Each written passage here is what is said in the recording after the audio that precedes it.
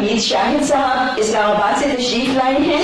محمد حمید شاہد fiction نگار اور نقاد ہیں۔ ان کی تخلیق اور تنقید پر مبنی اور ان کے افسانوں کے بھی کئی مجموعے شائع ہو چکے ہیں۔ ان کے سر تھوڑا سا حاضرین کو آپ سے کے حوالے سے تھوڑا سا میں بس ایک دو کتابوں کا ذکر کر دوں۔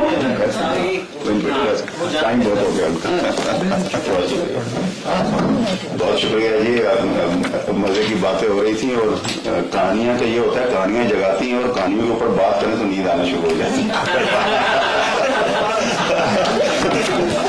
تو وہ پھر مجھے ناصر عباس نیئر کے مختصر فکشن کے 5ویں مجموعے جب تک ہے زمین پر کچھ عرض کرنا ہے، روایت سے ہٹے ہوئی ہے ایک مجموعے پر، جبکہ ان کے قبر عظیم پڑے ہوئے افسانے بھی میرے ذہن میں تازہ ہیں۔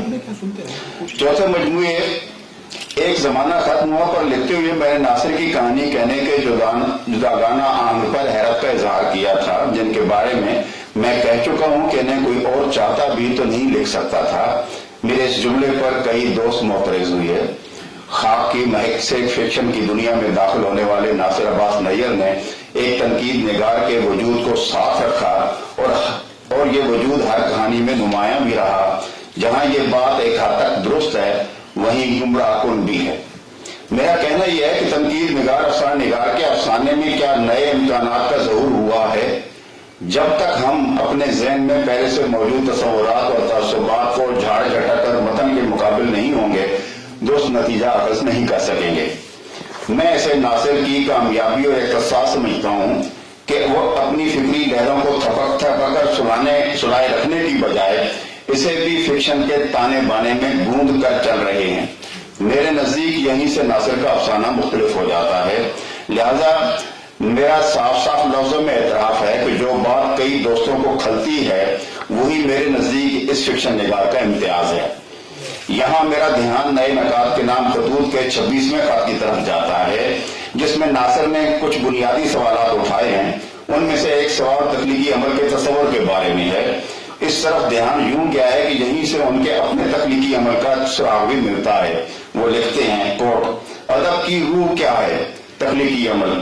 بالکل بجا، کیا ہم تخلیقی عمل کا تصور نئے پن، ایجاد پسندی اور انحراف کے بغیر کر سکتے ہیں؟ دوسرے لفظوں میں کوئی شخص ادب لکھتا ہی اس لیے ہے کہ اس کے پاس کہنے کو کچھ نیا ہے اور کہنے کا طریقہ بھی انوکھا ہے۔ وہ پرانے پن سے عاجز آیا ہوا ہے اور وہ دنیا سے کوئی نئی مگر انتہائی ضروری بات جسے نہ کہہ سکنے سے اس کی زبان پر چھالے پڑ سکتے ہیں یا وہ مرنے کے خوف کا شکار ہو سکتا ہے، نئے لہن میں کہنے کے لیے مستعد ہے۔ اس لیے وہ پہلے سے موجود ادب کی زبان، حیات، موضوع، تکنیک سے لے کر موضوعات سب میں ایجاد پسندی کا مظاہرہ کرتا ہے۔ اگر وہ کسی پرانے موضوع یا جانی پہچانی کہانی کو بھی لکھنا چاہتا ہے تو یکسر نئے انداز میں۔ ایجاد پسندی، نئے فن اور افسانہ لکھنے کے طریقوں سے انحراف یا پھر اپنی بات نئے لہن میں کہنے کی للک آپ اس کتاب کے ورق سے آنکھ سکتے ہیں۔ ایسا ممکن ہے کہ کہانی کے واقعات ٹھہر ٹھہر کر چلیں، مگر خیال زکن بڑھتے ہوئے آگے نکلتا ہے اور پہلے سے موجود خیالات میں اتھل پتھل ہونے لگتی ہے۔ ناصر کے پاس کہانی کہنے کے ایک سے زیادہ کرینے ہیں۔ کچھ افسانے پڑھ کر گمان ہوتا ہے جیسے ہم کسی بیمار کی کیس ہسٹری پڑھ رہے ہیں۔ ایسے کرداروں کا عارضہ جسمانی نہیں، فکری اور ذہنی ہے۔ ایسا اس کتاب کے کئی افسانوں میں ہوتا ہے۔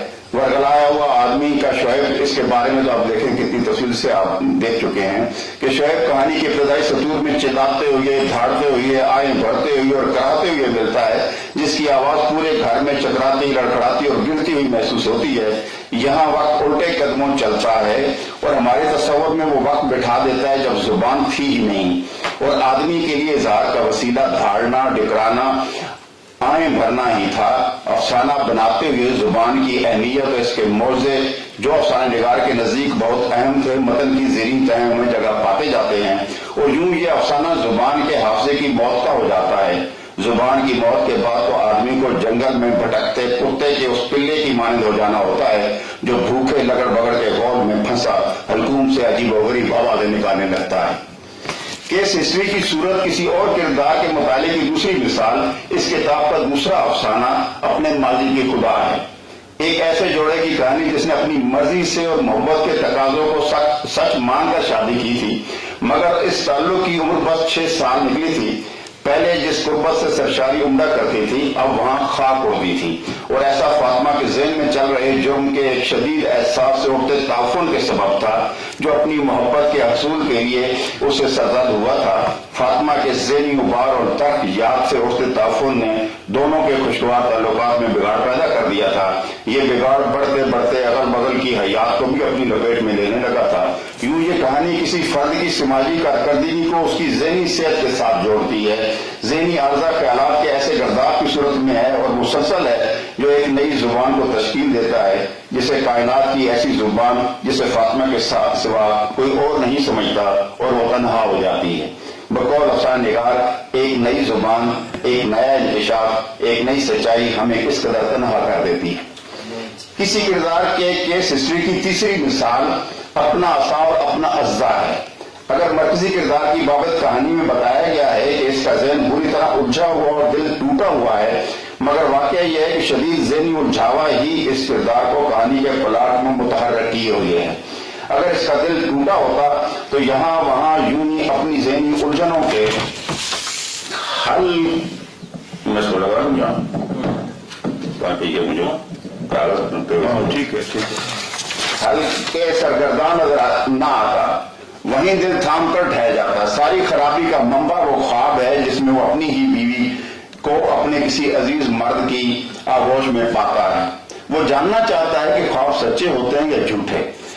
उसने बातों बातों में अपनी बीवी का दिल भी टटोल लिया है कि उसे शादी के बाद भी कोई मर्द तो अच्छा नहीं लगता था। फिर माहिर नफ्सियात से होता हुआ सांप और रज़ी की हकायत पढ़कर सैयद नफीस अहमद तक पहुंचता है, जो उसे ऐसी ज़हनी उलझनों के अज़्ज़े को मारने के लिए अपने ही असासे मारने का मशवरा देता है। अफसाना आवाज़ें और साया को भी मैं केस हिस्ट्री और ज़हनी आर्जा वाली इसी कैटेगरी में यूं रखता हूं कि इस गांव के आबाई मकान में जो साए और आवाज़ें जमील नामी मरकजी किरदार को दिखाई और सुनाई देते हैं, वो इसके मुलाजिम शब्बीर के लिए कहीं नहीं है। उसे अपने वालिदैन से जमील ने यह मकान लिया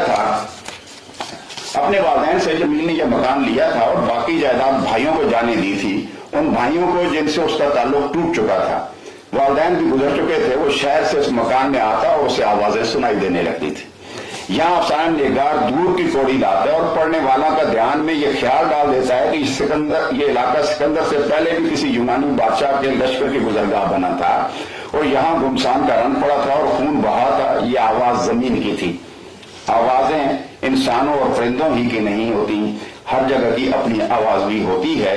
इस ज़हनी खदशार से निकलने के लिए जमील अपने घर की दीवारें गिरा देता है कि आम आदमी के इस्तेमाल में वो जमीन आने लगे।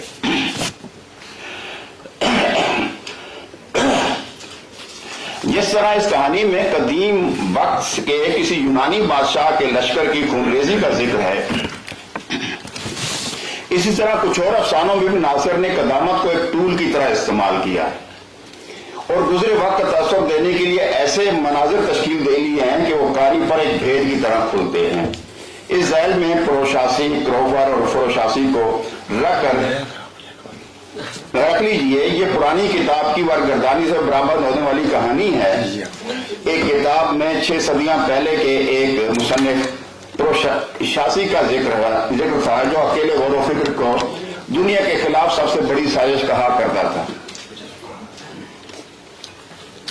उसके नजदीक दुनिया जैसी है उसे वैसे ही रहना चाहिए था, और यह भी कि अकेले गौर व फिक्र करने वाले एक फर्जी दुनिया का नक्शा बनाते हैं और दूसरों के दिल में इस आग का ईंधन दहकाते हैं। इस मुसन्निफ ने जो किताब लिखी, इस पर पहले पाबंदी लगी और फिर जला दी गई। यूं कहानी को जो मिजाज मुतय्यन होता है वो ख्यालात के बहाव का रहीने मिन्नत है, माजरे का नहीं। ये ख्यालात अकेले या यकरुखे नहीं है। प्रोशासी के बाद क्रोफर भी ऐसा मुसन्निफ निकला जिसकी किताब जला दी गई थी। इल्म नजूम की एक किताब में एक और मुसन्निफ का जिक्र हुआ जिसका नाम क्रोफर था। पुराने मुसन्निफीन के इस तस्करे से कहानी शफात अली खान की किताब, कदीम किताब, और उसमें शफातुल्लाह की तकरीज तक जा पहुंची। इसमें भी प्रोशासी का जिक्र था। ये एक ऐसा मुसन्निफ जिसने एक किताब लिखी थी मगर किताबत न करा सका कि हाकिम शहर के बकौल वो एक धोखेबाज मुसन्निफ का बेटा था। اس کے لکھے نے حاکم شہر کے باپ کو قاتلوں کے اور چور چکوں سے کہیں زیادہ پریشان کر رکھا تھا۔ پرشاسی کو اجازت تھی کہ لکھے، مگر بابی باپ بیٹے کے خیالات خطرناک ہو سکتے تھے، لہذا اس پر انہیں دوسروں تک پہنچانے کی پابندی تھی۔ ایسے ہی خیالات سے الجھے تانے بانے اور شفاعت علی کے سینے میں محفوظ کہانی کی جانب اشاروں سے یہ افسانہ مکمل ہو جاتا ہے، اور یہ سجاتا ہے کہ مصنفین زمانہ قدیم سے اپنے خیالات اس لیے لکھ رہے ہیں کہ نہ لکھیں گے تو ان کے خون کی روانی رک جائے گی، مگر ہر زمانے میں اندھی طاقت کا بے ایمانہ استعمال ایسے مصنفین کو آزمائش میں ڈالتا رہتا ہے۔ دوسری قسم کی کہانیاں یعنی جس میں گزرے واقع تاثر دیا گیا ہو، اس میں اپنے تخیل کے زور پر کہانی کا تانا بننے کی ایک اور مثال خرفشاں نمود ہے۔ اس میں نئی دنیا کی سیر کا قصہ ہے جو ایک پرانے شہر کے نئے کیفے میں سنا اور سنایا جا رہا تھا، اور سنانے والا اس میں کچھ نہ کچھ اپنی طرف سے ملاتا جاتا تھا۔ تھوڑا کھوٹ، تھوڑی بے ایمانی اور اس کی اجازت سننے والے مراتب بھائی سے لی جا چکی تھی۔ ایک ایسی دنیا جس کا ہر شہری خرمود تھا، ایک اور مزے کا خیز نام۔ جرم و سزا کے خرکشانی قوانین تھے۔ 20,000 کی آبادی والی اس دنیا پر 5 لوگوں کی ایک جماعت حکمران تھی۔ جب اس پر ہمسایہ ملک نے حملہ کیا تو رات ہی کو فتح کر لیا گیا۔ 2 ہفتے کے اپنے مشاہدات بیان کرنے والا قصہ گو وہاں سے نکلا تو اس کے پاس موجود تانبے کا پیالہ اور کانسی کی رکاسا کہیں نہیں وہیں رہ گئی تھی، اور ایک انگوٹھی لا سکا تھا جس کی عبارت موٹے عرصے سے یوں پڑھی جا سکتی تھی: سب راستے ایک جیسے ہیں اور کہیں نہیں پہنچاتے۔ کہانی کا اختتام حیرت کے اس اظہار پر ہوتا ہے کہ کیا کوئی خرکشاں کی دنیا تھی؟ اس کہانی میں بھی مصنف نے کچھ خیالات سے متن کو رواں رکھا ہے، جن میں سے ایک یہ ہے کہ ہر نئی بننے والی دنیا اپنے نام ساتھ لے کر آتی ہے۔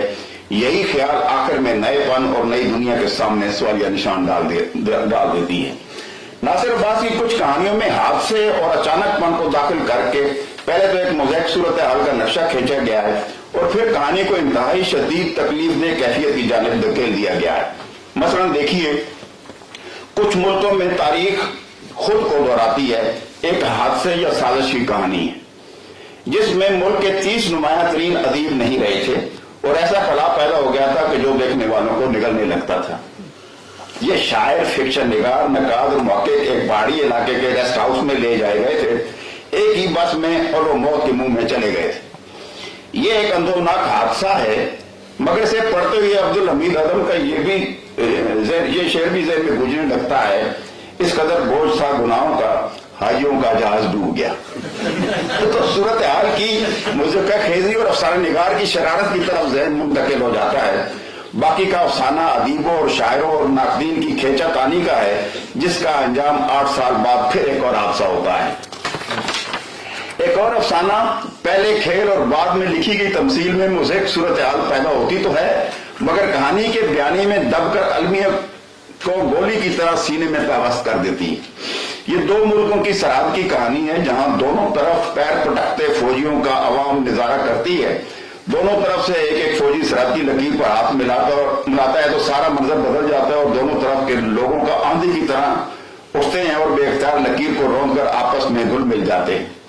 یہ قانون شکنی تھی، مگر لوگوں کے لیے ایسی وارفتگی اور نشاط تھا جو مدت سے حالت التوا میں تھا۔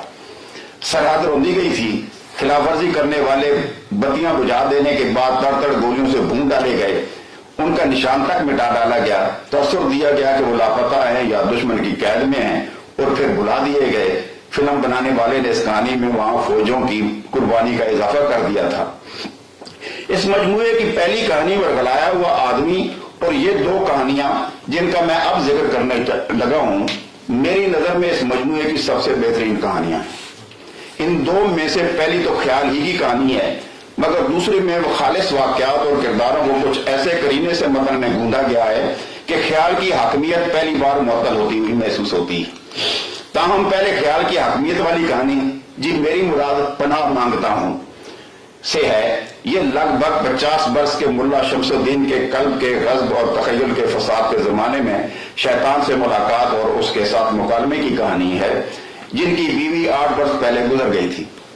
کہانی ملا شمس الدین اور شیطان کی ہے، مگر دوسری کتب کے ساتھ ساتھ اس میں شیخ ابوالعباس احمد علی دونی کی شمس المعارف اور لطائف العوارض کے کبرا اور صغرا دونوں حصوں کو بطور خاص اس میں شامل کیا گیا ہے۔ یہ عملیات اور تعویذات اور وظائف کی مشہور عربی کتاب ہے۔ اس میں اسماء الحسنہ اور آیات قرآنی اور حروف تہجی کے خواص اور اسرار کا بیان بھی ہے۔ اس بیان سے افسانے کی فضا کو مستحکم کیا گیا ہے۔ شیطان کو لگ بھگ وہی مسئلہ درپیش ہے جس کی طرف ابن عربی، منصور علاج اور مولانا روم ابلیس کا نام لے لے کر اشارہ کرتے آئے ہیں، اور اقبال نے جاوید نامہ میں مولانا روم کے حوالے سے جسے حکیم اور فلسفی اور ملا اور ہند اور خرقہ پوش اور ایسا صوفی کہا ہے جس کا ذوق و جلال لا یزال سے فراق پیشہ تھا، آگ سے بنے شیطان کا کہنا تھا کہ اسے کیوں روضہ درگاہ بنایا گیا ہے، نافرمانی کے خیال کا بیج اس کے دل میں کس نے ڈالا، وہ موعد تھا یا منکر، اگر وہ دعا کرے کس سے مانگے۔ مردود ہو جانے والے شیطان کا سوال بہت سادہ تھا مگر جواب کہیں نہیں تھا۔ افسانہ وہ آخری دن اس مجموعے کا سب سے مختلف افسانہ ہے۔ یہ افسانہ خیالات کی بجائے واقعات کے فطری بہاؤ کو مقدم رکھتا ہے۔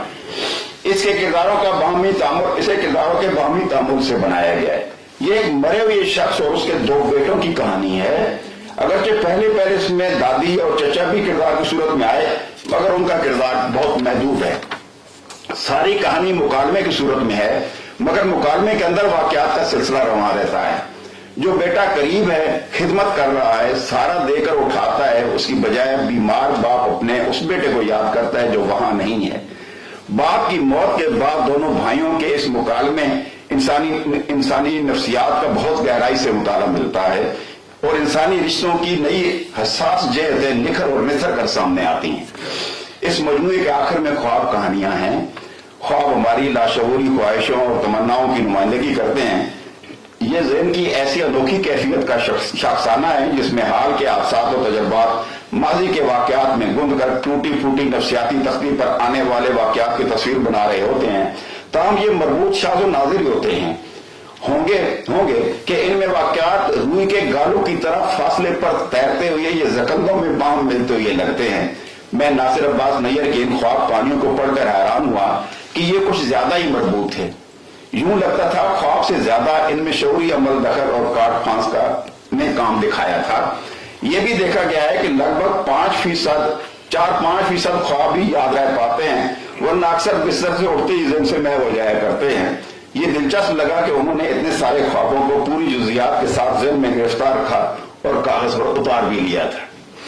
آخر میں مجھے کہنا ہے کہ خیالات اور سوچ کو باقاعدہ کہانی کے اندر ایک حرکی عنصر بنا کر یوں چلنا جیسے وہ بھی ایک کردار ہو یا وہی واقعہ ہو گیا ہو، ناصر کے ہاں ان کے فن کا خاص حوالہ بنا ہے۔ آپ کہہ سکتے ہیں کہ ایسا علامتی افسانہ نگاروں کے ہاں بھی ہوا تھا، جی درست، کچھ 4 دہائیاں پہلے، مگر وہ یوں مختلف تھے کہ ان کے افسانوں میں کہانی کا دھاگا نہ ہونے کے برابر تھا اور متن میں ٹکڑے ٹکڑے واقعات کے بیچ علامتی چیپیوں کے سبب ایسے بکھراؤ سے سامنا ہوتا تھا کہ پڑھتے ہوئے الجھن ہوتی تھی۔ ایسا ناصر کے ہاں نہیں ہوتا۔ ان کے ہاں خیالات اور سوچنے کا عمل کہانی کو مربوط کرتا ہے اور بیچ بیچ میں دانش بھری چمکتی سطریں تجسس کم نہیں ہونے دیتی۔ یہی دانش بھری سوچ بیشتر مقامات پر واقعات کی قلت میں ان کا قائم مقام بھی ہو جاتی ہے۔ کہیں کہیں خیالات اور سوچ ہی سپیس، ٹائم اور کرداروں کی قائم مقام ہو جاتی ہیں۔ ممکن ہے یہاں آپ کا دھیان بیدی اور منٹو کے درمیان ہونے والے اس دلچسپ مکالمے کی طرف جائے جس میں منٹو نے بیدی سے کہا تھا، تم سوچتے بہت ہو، لکھنے سے پہلے سوچتے ہو، لکھتے ہوئے سوچتے ہو اور بعد میں بھی سوچتے ہو۔ اور بیدی نے جواب دیا تھا، سکھ کچھ اور ہوں یا نہ ہوں، کاریگر اچھے ہوتے ہیں اور جو کچھ بناتے ہیں ٹھوک بجا کر اور چوب پر چوب بٹھا کر بناتے ہیں۔ اگر آپ کا دھیان اس طرف گیا ہے تو آپ کے ذہن میں بیدی کا منٹو کو یہ دیا گیا تانا بھی یاد ہوگا کہ تم لکھنے سے پہلے سوچتے ہو، نہ لکھتے ہوئے سوچتے ہو، نہ لکھنے کے بعد سوچتے ہو، اور یہ سچ ہے۔ ناصر ان افسانہ نگاروں میں سے نہیں ہے جو نہیں سوچتے اور لکھے جاتے ہیں، مگر ان کا فن منٹوں سے کوسوں دور پڑا ہوا ہونک رہا ہوتا ہے۔ اور یہ ان افسانہ نگاروں میں سے بھی نہیں ہے جو سوچ سوچ کر جملے لکھنے والے ہوں، ताहम वो सोच वाले ज़हन, गहरे और हमजद मुताले और हरी भरी मुतखय्यला के मालिक हैं। कहानी मुरतब करते हुए खास फिजा में चले जाते हैं और इस खास फिजा में रहने के सबब सोच, फिक्र और दानिश की लहरें खुद ब खुद कहानी के मतन का हिस्सा हो जाती हैं। इसलिए इसके लिए इन्हें कोई जोर जबरदस्ती नहीं करना होती।